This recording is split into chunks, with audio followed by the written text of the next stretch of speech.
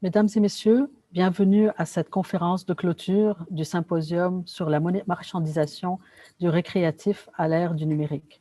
Ladies and gentlemen, welcome to the closing session of the symposium on the commodification of leisure in the digital era. The session will take place mostly in English with a simultaneous translation in French. So please make sure to click the translation button to select the language of your choice. Je suis Sylvia Kérouz, professeure au département de sociologie et d'anthropologie de l'Université Concordia et je dirige l'équipe de recherche Hermès qui organise cet événement. Cette initiative est aussi le fruit d'une collaboration avec plusieurs universités du Québec, notamment l'Université Laval, l'Université de Sherbrooke et l'UQAM, ainsi que le groupe de recherche, la chaire de recherche sur le jeu et le Pleasure Consuming Games. C'est au nom de tous ces partenaires que je vous remercie de votre participation aujourd'hui et je remercie particulièrement Madame Waldeborgis et notre invité de marque, Monsieur Edward Snowden, de leur participation. Over the past 3 days, our symposium gathered 300 delegates from 24 different countries to discuss issues related to the transformation of games, mobile games, and their role and significance in our daily life. In our conclusion, we raised serious concerns about the capacity of these games that are so ubiquitous in our daily life to collect personal data, to monitor and manipulate our consumption, and to share private information across platforms. This reality raises concern about the risk of surveillance, manipulation, and circulation of our data. Today, we will have a conversation about games as forms of surveillance and also about how we might learn from play and how to play surveillance systems in ways that preserve possibilities for privacy and anonymity. When the organizing committee of this symposium first met in 2019, one of our colleagues, Annie-Claude Savard, threw the idea that it would be amazing to invite Mr. Snowden to discuss with us these timely and important issues. Of course, we all laughed and said that we can always dream. Today, I would like to thank Mr. Snowden for generously accepting our invitation. We will have the great pleasure over the next 90 minutes to engage in an inspiring conversation between Mr. Snowden and Mrs. Azeb Wolde-Gorgis. Let me briefly introduce our speakers. Mrs. Wolde-Gorgis est un pilier du diffuseur public CBC Radio-Canada. Elle a couvert pendant plus de 20 ans de service l'Europe, l'Afrique et les États-Unis, et plus récemment, le procès du meurtre de M. George Floyd. Elle sera désormais la correspondante de Radio-Canada à Washington. J'aimerais la remercier chaleureusement d'animer cet échange que nous attendons tous impatiemment avec M. Snowden. Mr. Snowden does not need any introduction, but he's the author of the new memoir, Permanent Record. He's a former CIA officer and National Security Agency consultant. Snowden risked everything to expose the US government system of mass surveillance. He's the subject of the Oscar-winning Best Documentary Citizen4 and the critically acclaimed Oliver Stone film Snowden. Appearing live from Moscow, Snowden continues to speak out about technologies and practices that have created the most effective means of social control in the history of our species. Everything we do now lasts forever, not because we want to remember, but because we are no longer allowed to forget, he says, evoking the key theme of Permanent Record. He also says, helping to create that system is my greatest regret. As one of the world's most passionate and authoritative voices on privacy and cybersecurity, Snowden continues to warn us of the growing threats of our digital age. Since gaining asylum in Russia, Snowden has remained in the headlines as an impassioned and authoritative champion of privacy, civil liberties, and cybersecurity during what he calls the greatest redistribution of power since the Industrial Revolution. Snowden continues to sound the alarm on mass surveillance and the collection of data by both governments and corporate entities. He has been invited to speak at venues ranging from international investment conferences to the TED stage and the Sorbonne, receiving glowing reviews and passionate applause from audiences around the world. I would like today to welcome with our audience, Mr. Snowden, with one more passionate applaud. Thank you.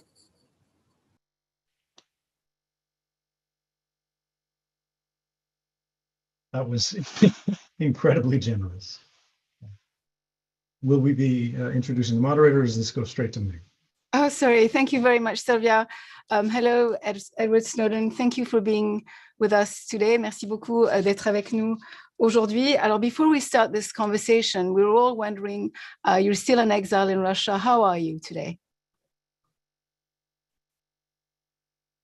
Considered. It's funny given the road that I walked and how unlikely it is that I've come out largely okay. But I have, and I'm very grateful for it. Great. So we've been through quite a difficult year with the pandemic, and the lockdown response to the pandemic has increased the amount of time people are spending online, whether it's gaming online. I was reading your book, Permanent Record, and you were writing, from the age of 12, I tried to spend most my every waking moment online. This sentence could be said by any 12-year-olds or 13-year-olds today. What is the difference today? And what are your concerns about seeing so many people online, whether it's teenagers or adults?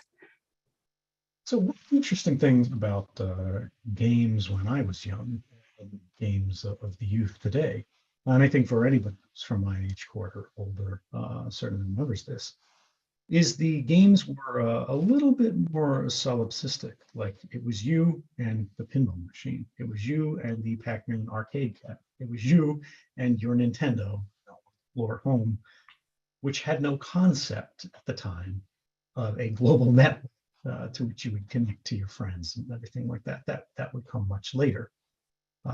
You may sit on the couch with a sibling, with a friend, and you could play a game together. But everything was local. Your all of the choices that you made in a game, all of the histories that you had created, all of the adventures that you had undertaken were saved on a cartridge that was, on top of the dresser beneath your TV. Today, kids are on their phones, right? Or they're on their, PlayStation 5, or Xbox, or even when we look at Nintendo Switch and the Wii U, or classically the personal computer, these all have internet connections, and increasingly games are being designed intentionally not to function without a network connection. Sometimes this is justified as an anti-piracy measure, but we also see trends and advancements in the way that games are being developed and monitored through practices of telemetry. This is as you're connecting to the game to begin playing the game. Not only do you play the game, you send data about your play to the developer of the game, or in the context of mobile games that are often provided for free, are served to you, and you have to, watch a video to receive some incremental reward, or they're in-app purchases, or they try to cross-sell you on other things, or they try to get you to bring your other friends into the game as you would, years ago by calling them and asking them to come over. Now through their phone, it creates this sort of vortex where the divisions between your life online and your life offline are increasingly blurred. When I was young, we used to say in real life, right? To distinguish what we did online and offline. Nobody says that anymore because we recognize today that digital life is real life. But unfortunately, our digital lives are transparent to everyone else, but opaque to us. We don't see how we are being watched. We don't see how things as innocent as the way we play games are being quantified and analyzed and increasingly shared or sold. So what you're saying basically is that the gamer is no longer considered as a consumer, is considered as a consumer, but no longer as a player. So gaming is more commercialized, monetized, and more surveilled. So what is your concern, and should we be concerned? Well, sure. And I mean, anyone who is involved in games to a deep degree hears about it to some extent, right? The most casual gamers may have no awareness of this. And that's very dangerous because that's really where the deepest exploitation is. Some of the worst actors in space are developers of games targeting very casual audiences. I think it's true to say that today gamers are often being themselves. When we look at the sophistication increase of psychological manipulation, behavioral advertising, behavioral influencing techniques that are being used to conflate the leisure activity of game playing and the different categories of games of skill, games of chance, to introduce addictive elements from games of chance into all games, right? This is like the classic loot box mechanic, where you have a sort of guaranteed cost imposed on you as the player, whether we're talking about a cost of time, whether we're talking about you really have to send $1 to the game developer is for a non-guaranteed outcome. You get a chance to open something, but there's no promise that what's in it is actually what you want, what you're after. What this means is that we have a less reliable connection to our we have less reliable control over our futures, over the direction of the narrative, the direction of our experience in games today than we did in a prior generation, where games were more clearly defined. They were more deterministic, right? If you did a certain thing, if you went a certain way, if you, in a game, for example, talked to this person, opened this door, or looked in this box, you made a certain choice, you would receive a certain outcome.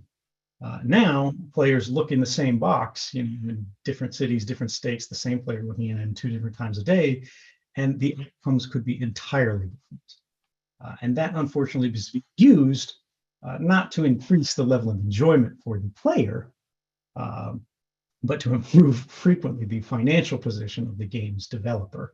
They say, if you want to have a better experience, you should, for example, pay us more. How about, I mean, in your opinion, how is, you're saying, and also the opposing conclusion is that they're collecting data. How is this data being used, and is it becoming a permanent record as well? Well, all the data that's being collected about us, whether we're talking about the context of games, whether we're talking about the kind of shoes you buy, the kind of articles you read, the kind of things that you post on social media, these are all being gathered in their sort of pattern, an increasingly perfect record of our private lives. And as you mentioned, this record becomes permanent as the advance of technology allows them to store cheap a greater and greater body of data about us. Now, in the context of games, that can be your genre interests, what kind of games you play. It can be the kind of actions that you take in games. A quite common mechanic today is you get little trophies for in-game activities that you've done. So this is within a particular, a big body of choices. Games are often classically defined as simply a series of interesting choices. One player might choose to do this, another player may choose to do that. And whichever one you do, choice A or choice B, on your account, that your friends can view, that the game's network can certainly view, often the game developer can view, you'll get this little digital trophy. It's just like a little picture, a little flag that said, this player did this. And so it's supposed to create, allegedly, this kind of social element, the sense of pride. You look back at all the things you did in all of these different games. But what happens when that's not private? What happens when that's not being used just for fun, just as a little personal trophy wall? But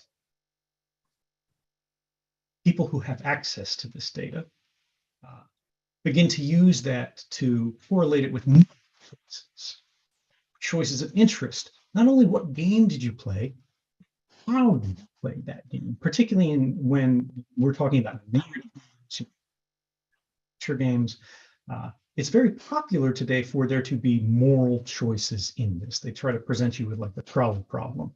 You can save this person or you can save this person, but you can't save both.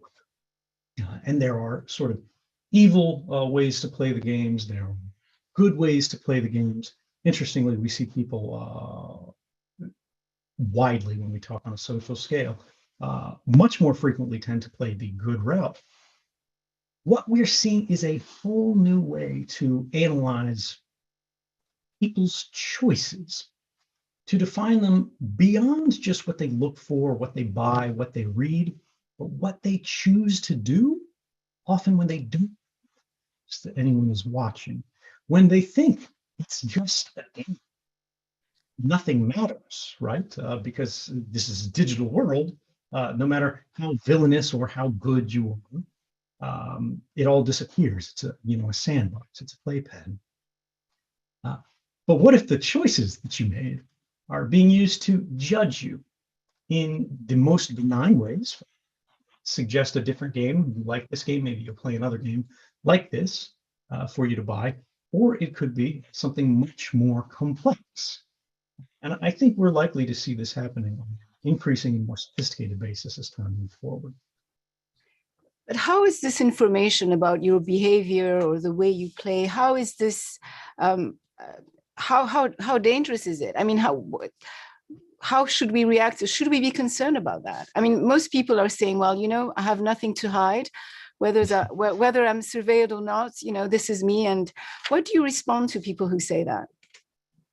Well, saying that you don't care about privacy because you have nothing to hide is no different than saying you don't care about freedom of speech because you have nothing to say. What you're trying to do is, or what you are doing, is reordering who bears the burden in society. In a free society, you don't have to justify your rights. If you do, it's not a right. Instead, society has to justify its infringement on you. So instead of the government having to demonstrate, for example, why it would need access to this information, going to a court, showing probable cause for seeking a warrant to do some kind of investigation, they create social pressures to basically abrade the protections that we inherited, and now go, instead of them having to go through the court, perform all this investigative burden, the judge to establish that this is fair, and then do all this, they go, well, it would be easier if you just tell us this, because if you don't tell us this, isn't that strange? Isn't that suspicious? Why wouldn't you do this, right? And what is the value of these rights in the first place? The right to privacy is the foundation of all rights. It's from which every individual and collective right derives. When you think about freedom of speech, it doesn't mean anything if you don't have that space in which to develop your own original thoughts, to figure out what it is that you think and believe, and to share that privately, carefully, with people that you trust, that won't harm you. Mistake, you say something stupid, you say something offensive. And having tested that, introduced it out to a larger and larger group until you're confident enough in it that you are willing to be judged for it. If you think about owning private property, you have that word private built into language. To own anything, so from an idea to the possibility to think to a place to lay your head, without privacy, you are owned by society rather than by yourself. Even when we look at things like due process, the right to a trial, these recognize that we inherently have a right to self that must be overcome by society.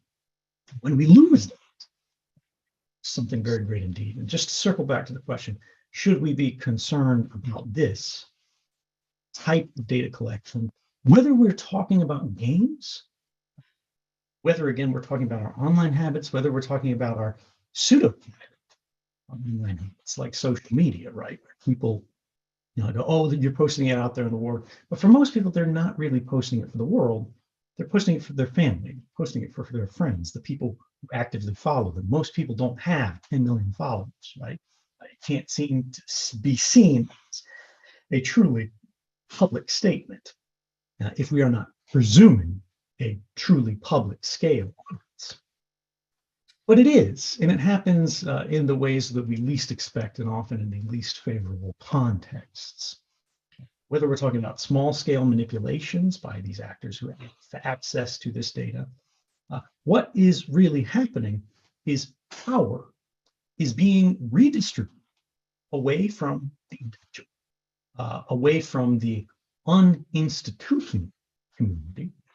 This is group and community level individuals, right?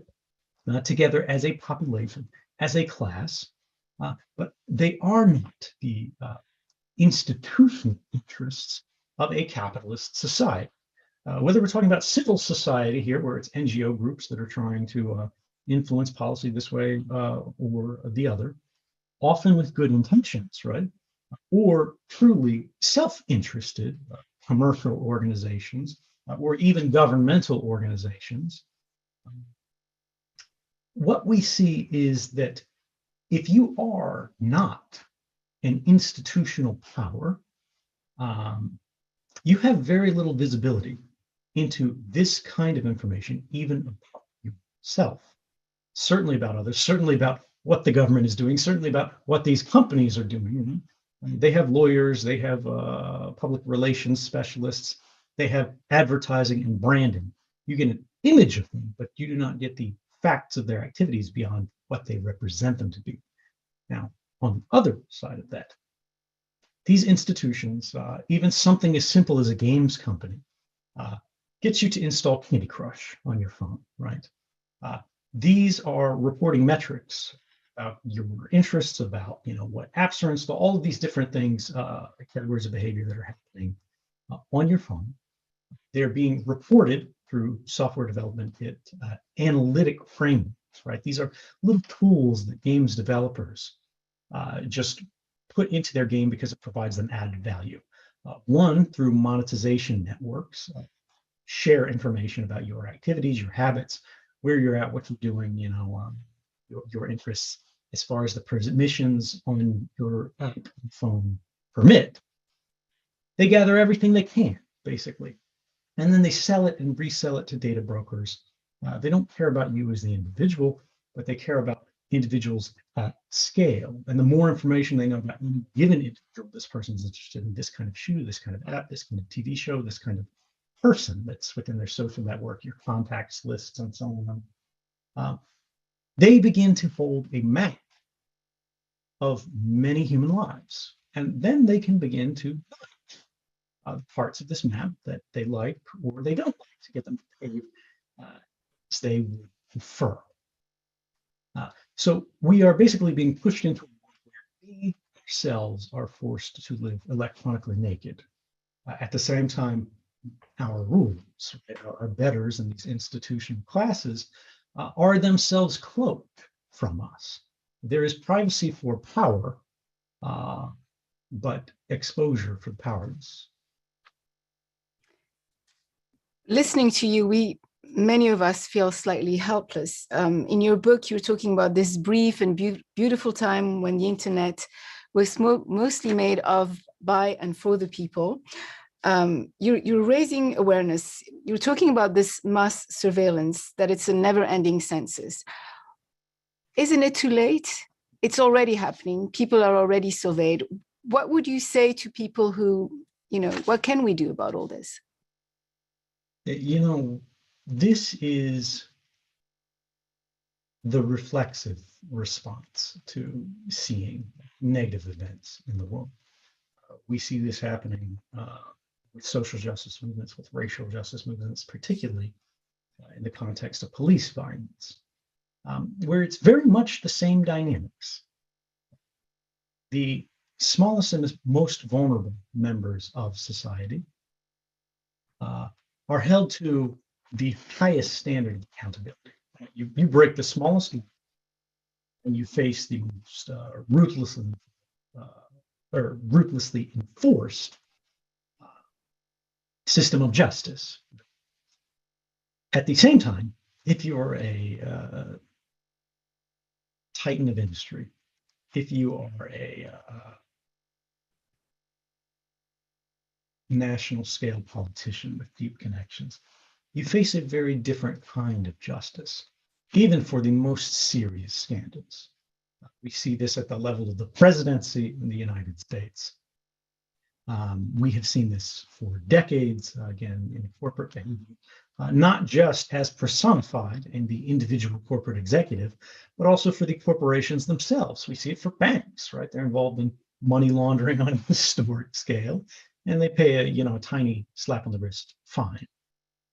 So what does this mean, as you say, and what do we do about it? Well, just as games teach players to become more sophisticated over time, they teach you the rules of the game through an increasingly difficult series of challenges, right?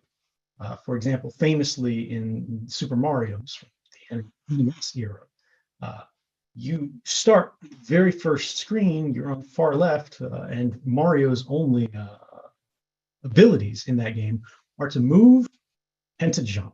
That's it, without any power-ups or whatever. And there's a very, very, very slow side of the screen that is walking towards you. Very slowly, very easy to avoid. But it's saying if you don't do anything, as the frog, you are going to be boiled.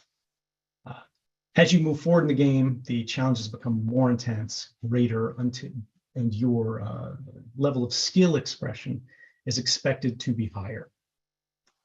What's interesting about the game society was created for all of us playing it in the world today is we are punished largely for resisting the system as it is. And we are not rewarded for success in challenging the system. Rather, things like being driven into exile or imprisonment are the responses for that.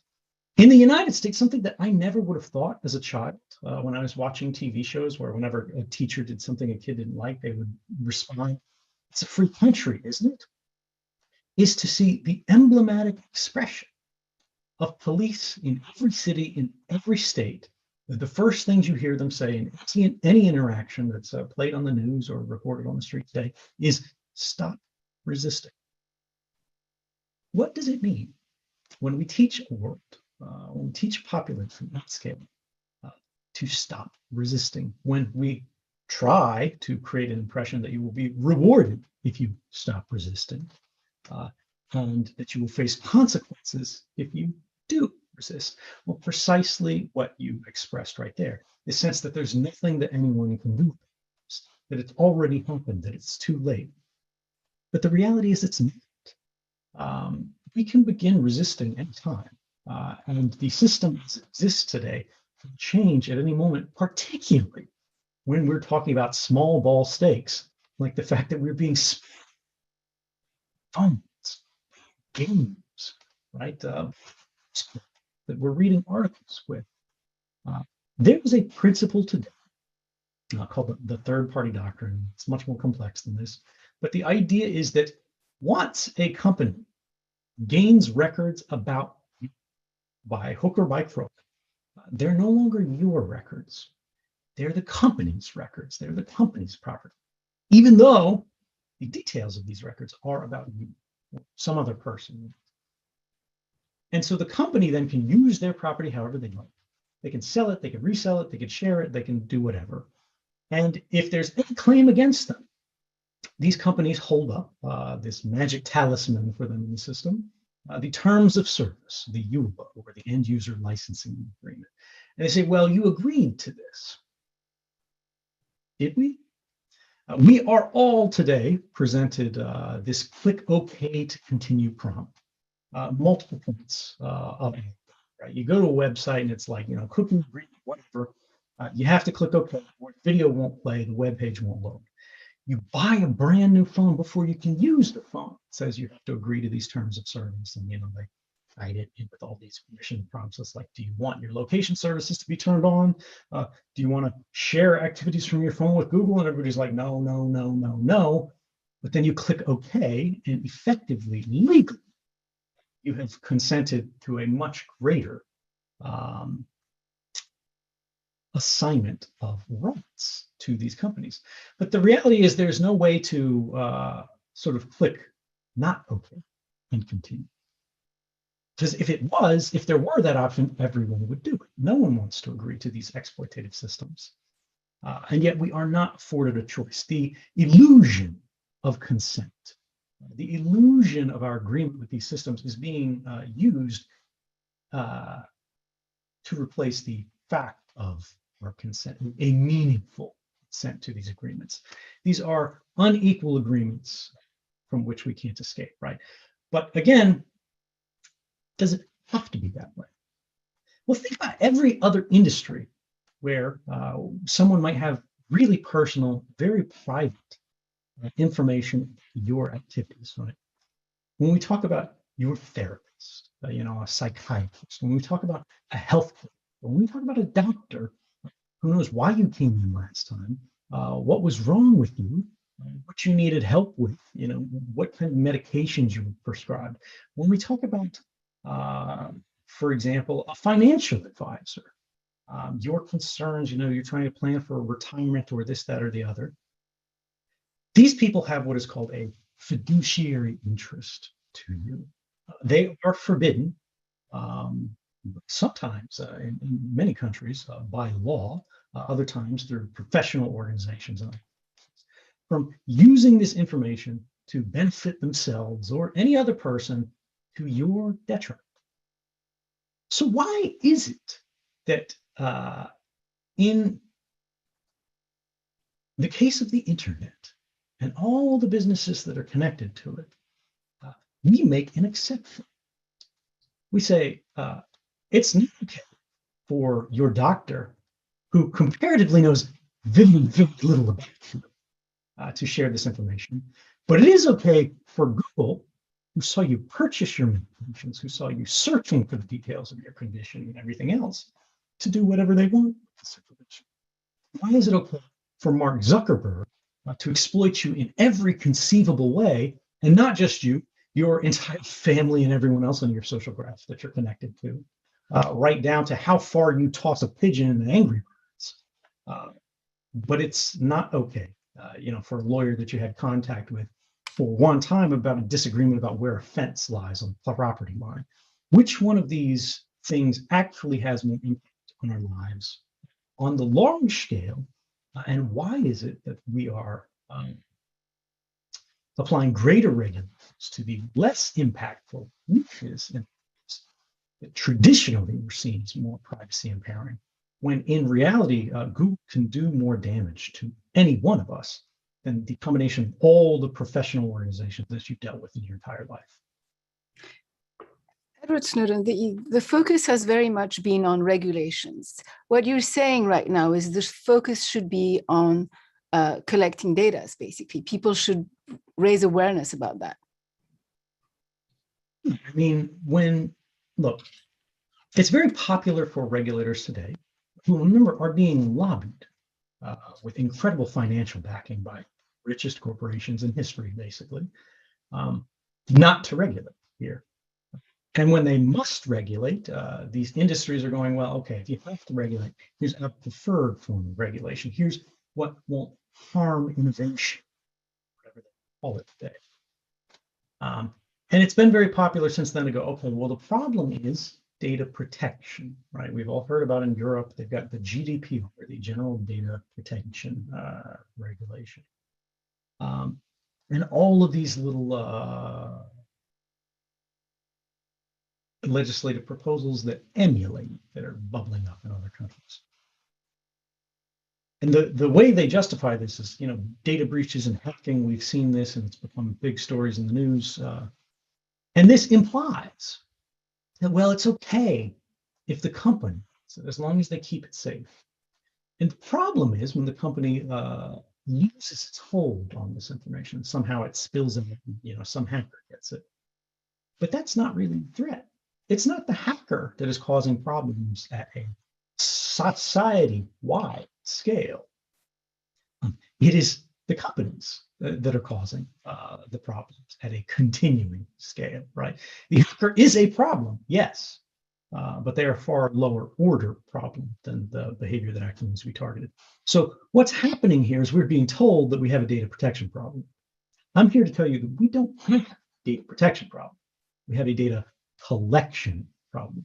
If you stop the collection, there's very little that we need to protect. If the companies don't hold the information in the first place, they don't need to guard the information. There's nothing for the hacker to take, right? If we could reduce the sphere of information that has been effectively stolen from us by deception, we won't have this great vulnerability that now everyone's reading. So, before we get to, we have one question from a viewer. Just a very quick reaction about the President Biden just signed this executive order on this cyber attack. I just wanted to have your reaction on that. yeah, I mean, look, we recognize that, again, hackers and things like this are a problem. We do have an incredibly brittle global network. Why is that? It is precisely because policies that have been held out and expanded intentionally by national governments for the last 50 years. Governments, including particularly the United States government, have used their representation in standards-making bodies to do things like keep the cell phone networks insecure. They will make them use weak ciphers to protect our communications, right? This is a kind of encryption. We might talk more about it later. But the idea I mentioned earlier, electronically naked, our communications as they transit the internet, the types of software that we create, and the level of quality that we require has always been low. And when the government, for example, discovers some vulnerability in national or global scale infrastructure, like they find a weakness in Microsoft programs or Apple programs, frequently they conceal this information and use the knowledge of that vulnerability to spy on other people around the world. This is called exploiting a vulnerability, right? This is hacking in the classic sense. If you discover a vulnerability in software that nobody else knows about, you can use that to break into every iPhone in the world, for example. Or anybody who visits a website where you can get in between the connection that's using a particular browser, for example, which is used in all the Android phones around the world. If you find a vulnerability in the way that those Android phones render a web page, right? They receive the data about it and then they, start filling in, this is a picture, this is a text, whatever. You can hijack the phone, effectively, the execution operations on the phone, and you can do anything you want. And the government does do this. And the government has permitted a commercial industry around this that is for-profit companies that do nothing today. Their entire business is to find critical vulnerabilities in most important programs and networks around the world, and then sell them. They sell them to governments around the world. And what skills do these people develop? Where are they being used when their only reward is for breakthroughs? Now, there is a desire for us around the world, of course, to have skills to find these vulnerabilities, because we want to discover these vulnerabilities and have them be closed. Because if they're not closed, again, anybody who finds this can let themselves into phones, let themselves into our laptops, let themselves into our gas networks, as happened in the United States. But the problem is, for too long, governments haven't been closing these holes. They have been setting up entire cottage industries that help them find these holes. And governments pay them money and they say, hey, here's a way to get into this phone, here's a way to get into this website, here's a way to get into whatever you want, and that's $1 million, right? It's actually more than that. But the idea is, what if, for the last 50 years, instead of rewarding businesses, rewarding government agencies for keeping our global network vulnerable. We had been rewarding them for making them more secure. What if we had been incentivizing people to close these vulnerabilities, to fix these instead of telling them, well, the best thing that you can do with this is sell this on a gray or black market. Now, as to the actual concerns of the order itself, the top line thing that I've noticed, and I haven't read this in full depth, is the fact that the US government seems to ordering a restructuring of its contractual relationships with the companies and businesses that it has contracting for federal government services with. Who does the federal government contract with? Everybody that matters, right? We're talking about Apple, we're talking about Microsoft, we're talking about Google. Most importantly, and I think most quietly, we're talking about Amazon, particularly Amazon's web services. Amazon Web Services runs basically half the largest sites on the internet.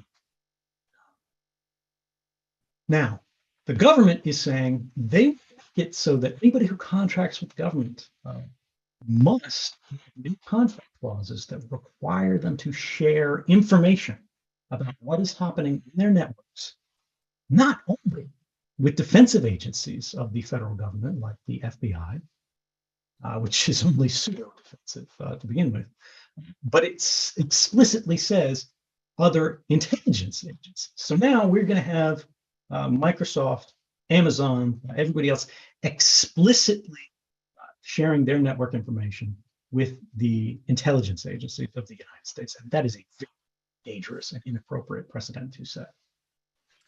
I will definitely follow that. So we have a question, if we go back to the online gaming, we have a question from Luke Donahue from Liverpool. He's asking, it looks like the next frontier of gaming is going to be immersive technologies such as virtual augmented reality. What do you believe are the deeper privacy implications of having these devices strapped to our faces that not only constantly analyze the environment around us, but also analyze our emotional state through face and eye tracking sensors? I mean, I think the question answers itself, right? When we look at the invasive properties of gaming and as they've progressed, originally we had the kid on the couch, right, wherever they were in my generation. And the most that could be known about them is credit card networks or whatever, or the Toys R Us or the Radio Shack or whatever. Sees what card purchased what games. That was really the maximally invasive extent that the industry could reach for analytics, because there was no connection, there was no talkback coming from the devices on which they were played. There were no online surveys, there were no whatever. Then we moved to the same kinds of consoles, but they're remotely connected. Now your activities in the game can be sent back to the developer or whoever, or shared with groups like Facebook, because many people are mobile first gamers now. They're not playing on consoles, but playing while they sit on the bus or in the back of a car. And they don't even realize their location is being tracked and other things by these games. But it is. Now you have a much greater corpus of information. However, these games were not able to do things like track your gaze.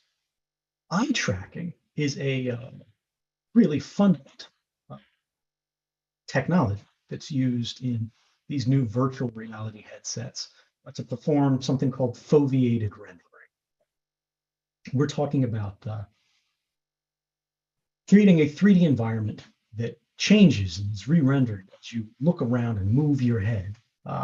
Obviously, the headset needs to be able to tell where you're looking, where you're turning your head, right? In order not to render the entire scene that you can't see because of the weaknesses of human peripheral vision, they just want to see where you're actually looking, the small part that your eye is hitting, and they'll draw that crisply, cleanly. There's a lot of effort to make that look good, and everything else that you don't see clearly, they'll do a lazier job on it, so the device will be more efficient.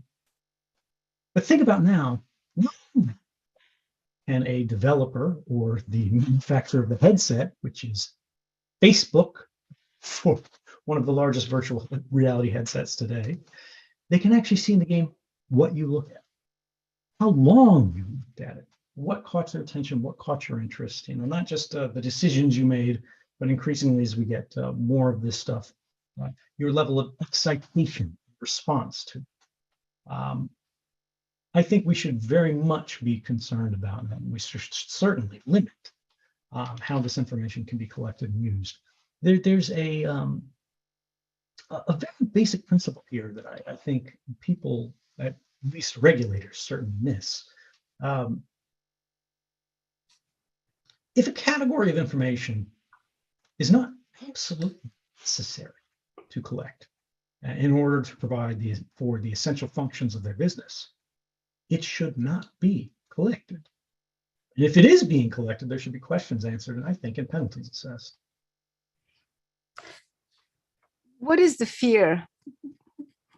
What is your fear about this? I mean, I think I just described it in broad strokes. Really, it comes down to that question earlier, what can we do? Society is being engineered largely via technology. And this is both simply broadcast communications technology, both on the large public scale. You think cable programming, the way that propaganda works through these systems, but also in social media, where you can say different things to different categories of population. Quiet voice here, loud voice there. We are seeing in engineering of opinion to provide for this redistribution of power, where people feel disempowered to change the system, so they do not resist the injustice of these systems wherever they encounter them. They feel as though they can do nothing about it. And as they begin to internalize the presumed truth of this state of affairs, technology quietly moves in to entrench that system and to detect anomalies, anomalous responses, anomalous behavior, anomalous individuals. These people are the minority. But the thing is, the minority is where progress arises from. Look throughout every sort of truly unjust history.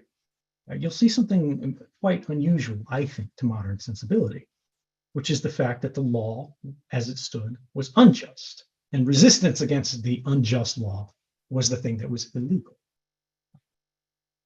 The legality of a thing is very different from the morality of the thing. And I think we are being taught daily through 1,000 stories exposed, 1,000 moments. There's headlines that the stories we don't even read, but we see the headline. We see the picture.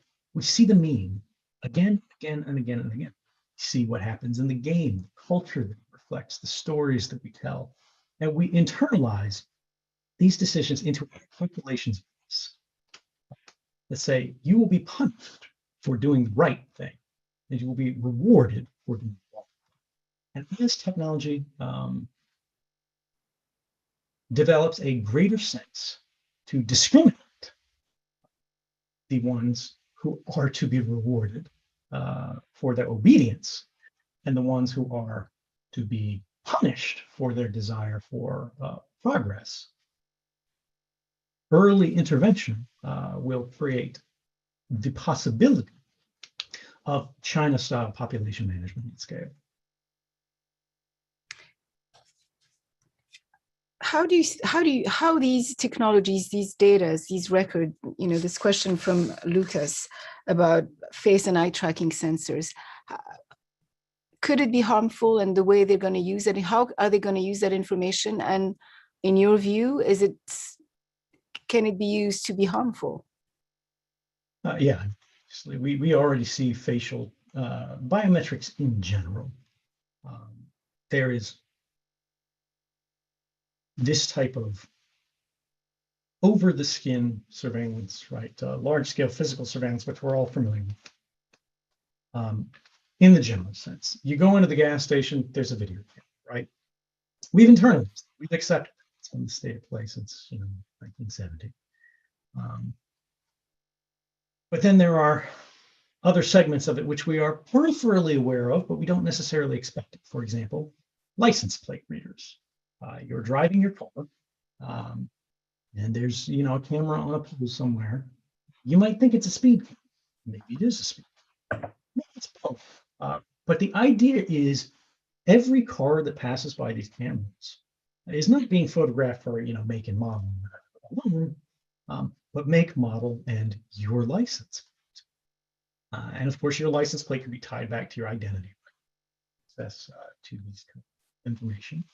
And when you think about these at scale, when you think about highway on-ramps and off-ramps, when you think about shopping centers, when you think about all the watering holes at which human society is, you think, okay, now they can track human movements at scale through our means of conveyances, right? Our ways to transport ourselves bodily. Then you think about the fact that these cameras at the gas station now aren't just recording footage, but they're starting to do object recognition. They go, a car rolls. It's a car that's this make and model. This car with this make and model, even if the license plate isn't visible, could be correlated with this one that was that license plate. Person gets out of this car. They're wearing this clothing. They have this face. Have we seen this face? Who is this face associated? What payment method did this face use when it entered this store at a completely different shopping center across town or across the country? And these things accrete, they build on top of each other. And what you get is a deeper and more complex relationship between person, the habit, means of payment, the method of transportation, the property records, the family records, the legal interests, until everything is known about you by everyone but who has any measure of power or resources in society. And you know nothing about them. And the funny thing is, they didn't have to lift a finger to do it because it happened through automated processes. And then what happens when we go beyond above the skin and we start under the skin? We talk about, health metrics that are, through your watch or whatever. Right now, maybe it's not transmitted off device, but increasingly we see that these things are other services that want you to provide this information because it allows them to improve their products or services, whatever sense they give. Or they say they anonymize these data sets before transmitting. Well, you can't anonymize human activity or human characteristics at scale. There have been studies done again and again that with an anonymous data point or data set, if you get something as small as like 2 or 3 different locations, you can basically or de-anonymize some anonymous data set. Think about, for example, if someone got all of your movements through life, and it was completely anonymous, they didn't have anything about them, anything about your personal information, but your phone stops for 8 hours a day, at least, or whatever, at your house. And it spends another significant period of time back in the before times at the office. And just with those points, people can already rule out, many, many orders of magnitude of humanity. And the potential people that this could be are only the ones who sleep every day in this house or this apartment or whatever. When we start to get people's emotion states, when we start to get a sense of their inner thinking, even if it's just through inference of their heart rate, their perspiration, their gait, their facial analysis to go, okay, we know this face. What's the emotional state of this face? Is it happy? Is it sad? It's watching a TV show about this. This politician is speaking, responding favorably, or are they responding unfavorably? These are not really complicated capabilities for technologies that exist today. We're talking the scale of engineering challenges rather than scientific challenges. And to me, that says we have a regulatory challenge. Because if that's a world that looks attractive to people, I don't know what to tell you. It's pretty obvious to me what those dangers are. We have a question from William Gadouri. Edward Snowden, what value would a player's in-game moral choices and accomplishments have to a AAA game publishing company except for market research? So I'm not sure I understood the question. Okay, so there. Go ahead. What would be good alternatives for gamers or consumers that are playing video games? Yeah, I mean, the idea here that, I mean, the ideal alternative is simply that this telemetry not be provided. A developer should not be presumed to know every player's every choice. If a player wants to opt in to sharing this information to help development or to personalize their experience, sure, they could have that choice. But the idea that these things happen by default, the idea that these things happen because a game engine, affords the capability for it, is, I think, generally quite wrong. When we think about the usefulness of these things as they're described, it's largely justified on the basis of either marketing research or what it's really tied to, which is development priorities. They go, well, we want to create a forking path in the game's narrative. You can choose to go into the woods or you can choose to go into mountains. How many players choose to go in the woods? How many players choose to go in the mountains? Well, if it's tremendously lopsided, we know 90% of people want to go in the mountains, then we should put as many resources towards developing the experience of the woods. There's an argument. Does that justify the mass surveillance of the entire player base? I would say no. I'll leave it at that. We have a lot of questions. Eric Lessa, how do you see Apple's position regarding tracking possibilities? Do you believe in some type of ethic data management to appear as a general practice in the future? Yeah, so I think when we talk, this is getting to Apple's new AirTags devices that are out there, which are really just a privacy disaster.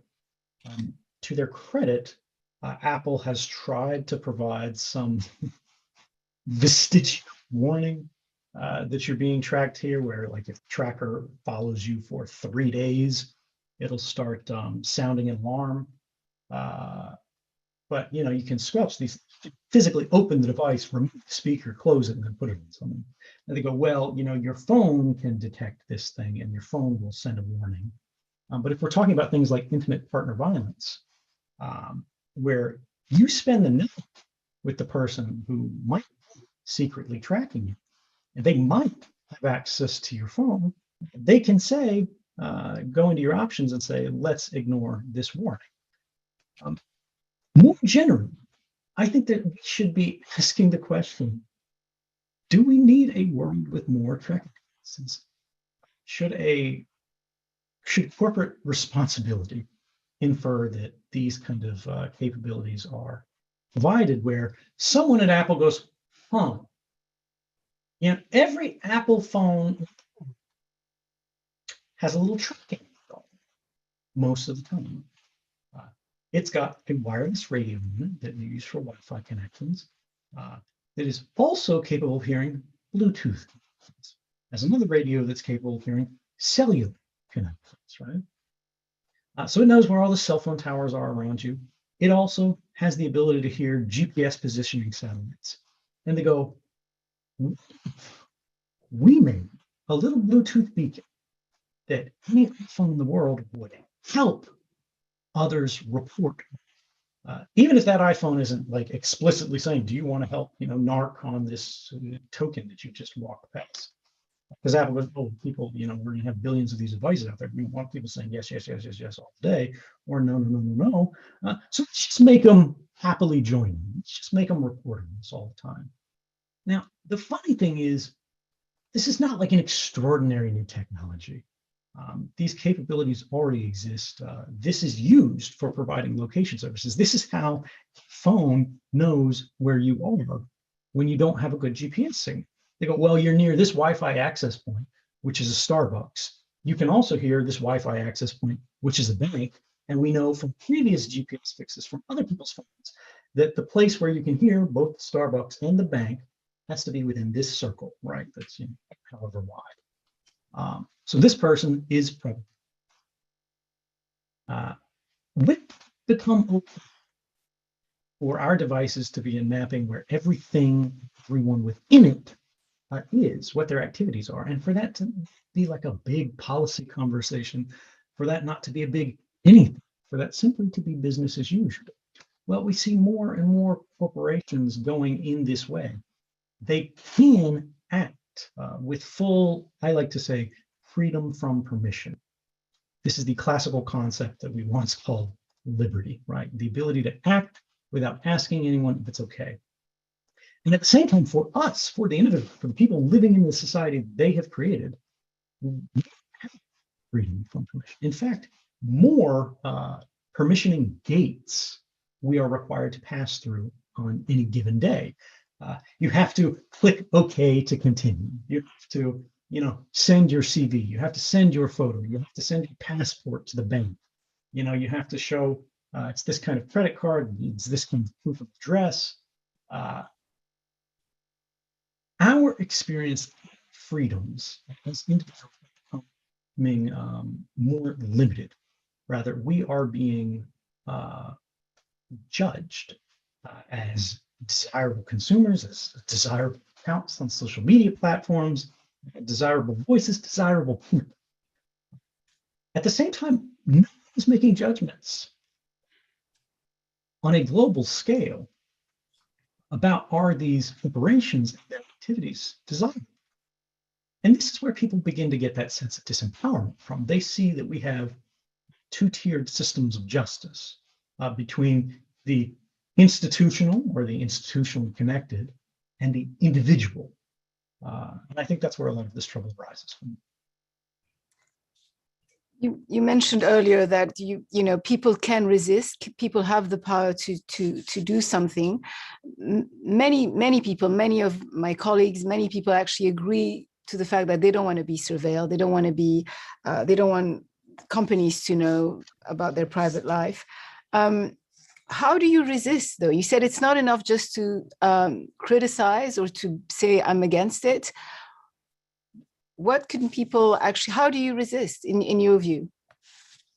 Well, there's many different ones. The first step is always to care, right? And when people say that they don't care, to judge them. Ask why. What does it mean if nobody cares? What does it mean if we not today in this moment? What happens tomorrow? What happens when we create a new norm where we all ignore a missing stair in society, a known flaw that people just walk around, they deal with because they know it's there. And what happens when someone who doesn't know about it is hurt by it? I think one of the most important things that we have lost within my lifetime is a sense of solidarity in movements. Certainly a sense of representation by our politicians. If you look at many of the most advanced democracies in the world, and honestly, you look at many of the most authoritarian countries in the world, you'll see that they're all gravitating toward each other. If you think about sort of political compass, graph, where we've got two axes, right? You've got the liberal and the conservative. That's where so much of our political conversation takes place. But no one really talks about the authoritarian and the libertarian axis. And what's happening is that companies or countries and companies, whether they hold liberal or conservative values, they're all sort of moving north toward more authoritarian policies. And this, I think, divorces them from the majority of populations which themselves hold no influence or power. They have no ability to really assert their will scale, who have no authority and instead are merely subject to authority. And as a sort of natural response, we would at least infer they have a more libertarian positioning in this chart, even if we're not talking like libertarian south end of the chart, but we're merely talking more a centrist ideology for the totally apolitical person. No one wants the police to kick in their door and drag their children out and their journals and whatnot, certainly without cause. But what we need in a world where there is no political power without institutional representation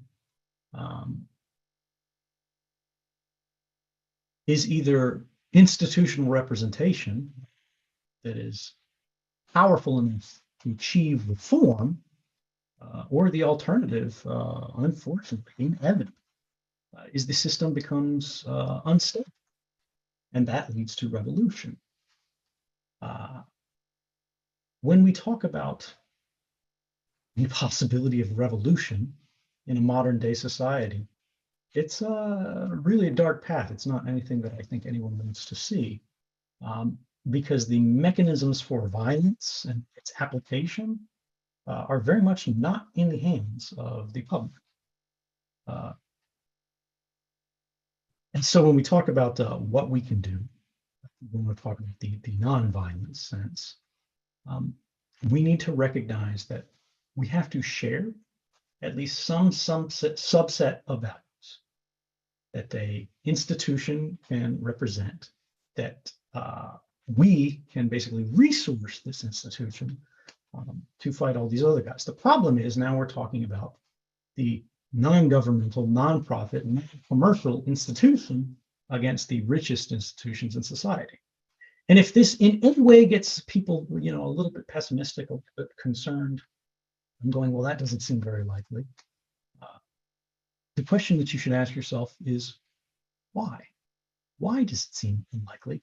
How did we arrive at that state of play? Who is responsible for it?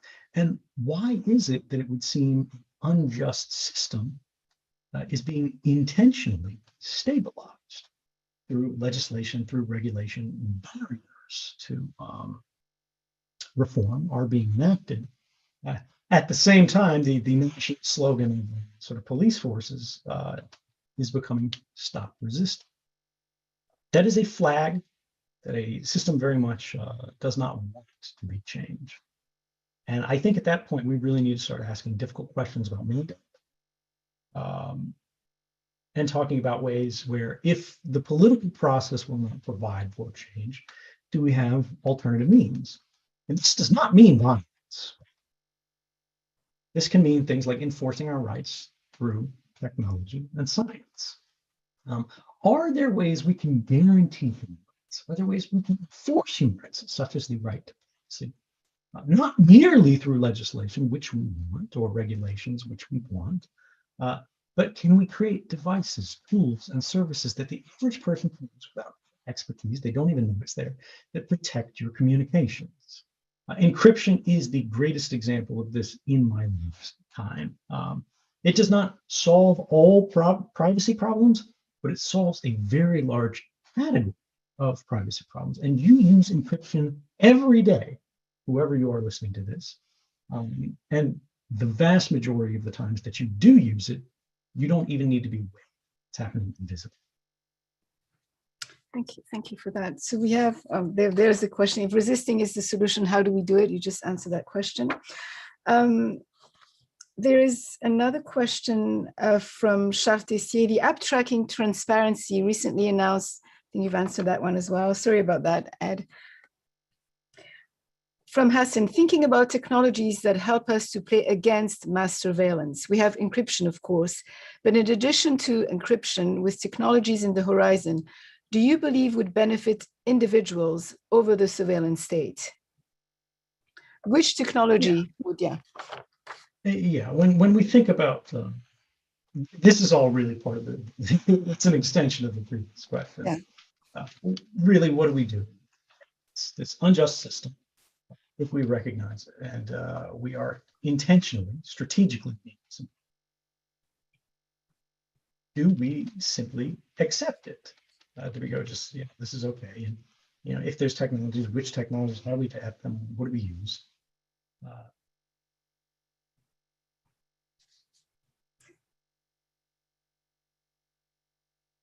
There is, sorry, it's a difficult question. I mean, this is why I give it thought. Let's put it in the context of games, because this is the conversation, this is the conference, this is what we're here for. Imagine you're playing a game. Most games we presume to be fair, right? I wrote in my book, Permanent Record, actually, that the deep psychological appeal of games is the belief that they can be won, right? And nowhere is this more clear to me than in the case of the Rubik's Cube, right? It satisfies that universal fantasy. If we just work hard enough, if you twist yourself through all possibilities and permutations, everything that was scrambled, that was out of place, the colors were misaligned and incoherent, will just finally click into place, perfectly aligned. That our human ingenuity is enough to transform the most broken and chaotic system into something logical and orderly, where every face, three-dimensional space shines in perfect uniformity. But what if the system wasn't fair? What if it wasn't designed to provide for a chance to win? Well, every system has a set of rules. Being a hacker and hacking, as I define it in my book, hacking is simply to understand the system of rules better than the one who created it. They believe the system operates in a certain way through a system of mechanics that they design, and they have presumptions upon which they rely. What if we wanted to change that system? What if we wanted to attack that system? What if we wanted to win a game that was designed not to be won? Well, we'd have to hack it. What that means is we start looking for points of failure in the system. The system presumes people go about their activities in a certain kind of way, which exposes them to certain kind of influences. It limits their choices to a certain subset. What if we look for ways to escape that system? What if we look for ways to engage in a whole new subset of activities that was either reserved for a different player or set of players, or was intended to be forbidden entirely? In 2013, in my interactions with the US National Security Agency, was that the US government had the Constitution. We had a system of checks and balances that was supposed to provide for fair play. Co-equal branches of government, the judiciary, the legislature, and the executive, that were supposed to police each other. It had not presumed that these actors would collaborate and collude contrary to the interests of the public because they were intended to represent the public. What happens then when this system fails? Do we have alternative mechanisms when government itself becomes unaccountable, allergic, extremely resistant to accountability? Is there another option? For me, this was the fourth estate, right? A route outside of by which to return government decisions to, if not public control, at least public accountability. And so I gathered evidence of what I believe the government had done and brought it to the public. That's the only reason, you know, anyone has heard of my name. Who I am was not important. What I thought was not important. What I could prove was. And the reason why was because it showed that the system was unfair. It showed that the rules had been broken. It showed that the law had been broken. It showed the Constitution had been broken. When we look at the systemic injustice that plagues our societies today, whether we're talking about racial injustice, and things like the George Floyd abuses. What we see is a lack of accountability. Accountability is not equally applied, even applied across a society. If you are selling cigarettes on the street, you are held to a certain accountability of legal behavior. If you are a police officer, you have a much higher level of legal protection, even if you're engaged in outright indefensible activities. But what if you're a politician? What if you're a corporation? You become unaccountable. And what we see is we see the public at large recognize this. People of every race, people of every belief, and beginning to try to restore a sense of accountability to government. I keep saying accountability. What do I mean?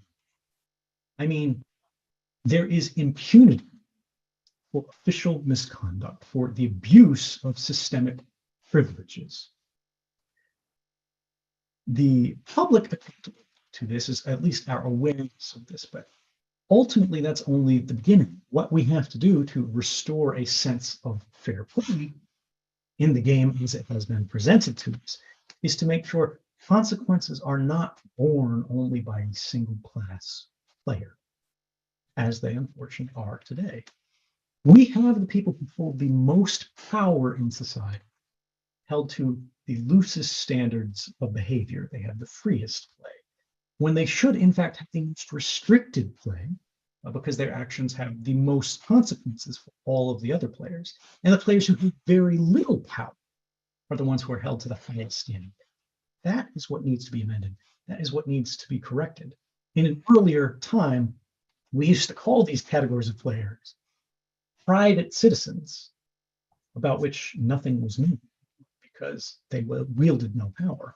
And then public officials, public implying their lives were open to us. We knew everything about them because their decisions affected all of us. But now we have private officials and public citizens. We can fix this, but first we have to agree that it is a problem. You mentioned George Floyd and accountability. On the day of the verdict, people felt very much empowered because they were happy about the verdict. And one of the things we all saw is the solidarity, all races, even the police, chief of police testified against Derek Chauvin. In the virtual world, it took the unfortunate death of George Floyd for a lot of people to realize about systemic racism. If we go back to the virtual world about raising awareness, I mean, what would it take, in your view, to have some sort of, not a George Floyd effect, but would it take something similar to that in the online world, do you think, for people to actually come together and start a conversation for change? I think the sad truth of so much of the abuse and response that we've seen in the last decades is we live incredibly comfortable lives relative to the historic norm, even for people who are struggling. But we see that level of comfort decreasing. We see that people are struggling more. Even as we see, by economic metrics, things have never been better. And when we're told things are getting better, witness is abuse. What we witness is injustice. That's when people start asking questions about the system. And I think that's really what we have seen. People do not respond,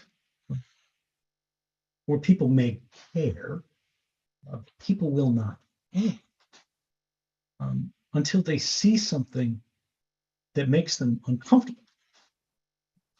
Perhaps because they feel threatened by it. They feel like it may not just affect this distant other, but it could someday affect them. It could someday affect their community. It could someday affect their system of values and beliefs.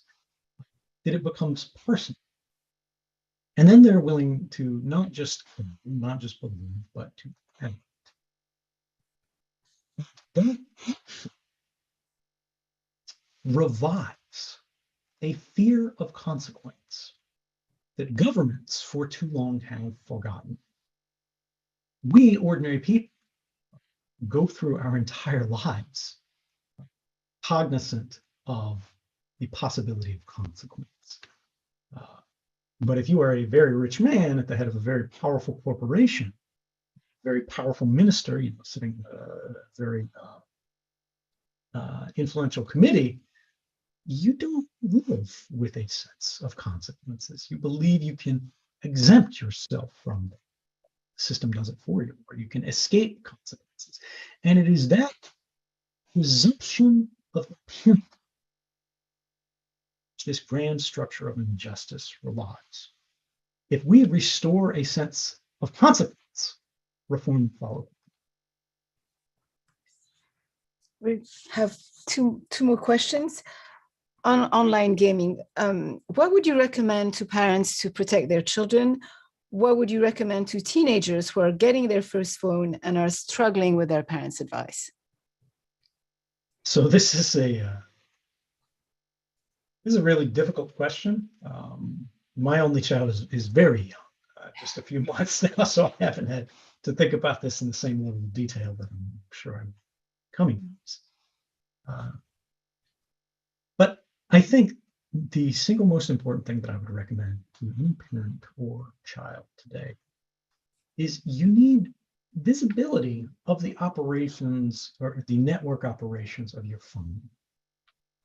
This is to say, right now, your phone that you're watching is sending, hundreds of network communications a second to provide the video, to provide the audio, right? But also to feed all of the other apps that are on your phone in the background, right? Or the other tabs in your browser, whether it's a desktop machine or whatever. Are they refreshing themselves? Are they, doing whatever? Do you have a software app installed that's like sending a check out to a licensing server going, is this still valid, whatever? Is it sending information about your activity? Is your computer on? Is this process active? What is it doing? All of these things are happening right now that are invisible, intentionally, strategically hidden by the phone's operating system. Apple does not really provide a useful way to get this information. They are very resistant to any kind of firewalling programs on the phone because they feel like that's a level of technical complexity to which people shouldn't be exposed. The only way around it on Android phones for people who aren't truly expert users, is to use a similar kind of workaround. This is like a fake VPN is what it's called. There are applications like there's one called Net for Android phones that will basically tell all of the applications on your phone that there is no available wireless access, there is no available internet access except through this little gateway. And this little gateway is actually provided by an app that tells you what walks through it. So it tells you when through your weather app, for example, Facebook is spying. It tells you, for example, when through Google or through Angry Birds, Google is spying. Something that you would never see and would never have any control over. And then you can begin to decide, should I block these connections? Do I want Facebook to see this when I'm checking the weather? Or is that something that should be blocked? Every operating system in the world should allow to just block connections that they do not want, that they do not desire. And there should not be connections that are happening to a user's device that they can't see, they cannot observe, and they can't just click a green or red button that says, no, this is presumptive privacy violating operation. This is connecting to an ad network. This is connecting to a telemetry. This is connecting to an update server or whatever. And for people to be able to decide, yeah, I want my phone to be able to check for updates, but no, I don't want my phone to connect to ad networks. There is no technical reason that Apple or Google could not provide these capabilities in a very user-friendly, very understandable way that doesn't require all the technical knowledge that something like a NetGuard today does. And as for this thing about teenagers struggling with their parents, Do you understand the device better and how it works, or do your parents? If your parents understand it better, they're going to be able to control it, and they're going to be able to control you. If they understand it, you might want to trust, if they understand it better than you, you might want to trust that they have better judgment there. Maybe they don't. If they don't, it's your responsibility to come to understand the system better than they do. At that point, you can look for those presumptions, right? You can hack that system and basically operate in the way that you prefer. But you can't make good decisions about whether you should or shouldn't do something until you understand how that system operates. There is no lock that can't be defeated. Good point. Edward Snowden, thank you so much. Before we end this conversation, very quickly, there's a new administration in Washington. Joe Biden is the new president. Is there any change for you, for your status, or what's the future not like? For me, but that's, I think, far less important than other whistleblowers. The Biden administration has represented itself so far as extremely hostile to whistleblowers and to the free press broadly. And I think it's tremendously offensive when we see just a few days ago, Press Freedom Day, people like the president, the vice president, the secretary of state going out in front of cameras and saying, we believe in press freedoms, we support journalists in their operations, people who reveal critical material, and governments shouldn't stand in the way of that. At the same time, the Biden administration just months ago filed an appeal to keep Julian Assange in prison and to try to extradite him to the United States for his work in publishing stories that won awards around the world, very newspaper around the world.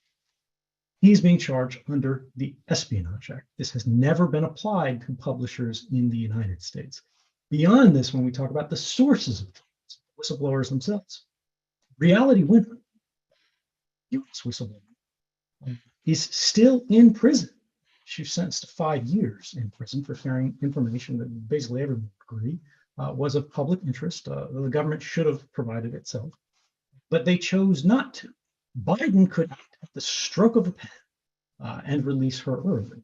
He has chosen not to do that, even though at this point it's only a few months. Daniel Hale, he is a whistleblower about U.S. drone activities. And he showed through classified documents, as alleged by the government, that 90% of those killed by the government's drone assassination program were innocents or bystanders, not the targets of the actual drone strikes. 90%. He is going to be sentenced in July for this terrible crime of telling us the truth about a program that 90% of its casualties are attended. This is very much something that this administration needs to change. And I think the press should very aggressively follow up on them and ask, when will this administration end the war on whistleblowers that has plagued us since the Obama administration?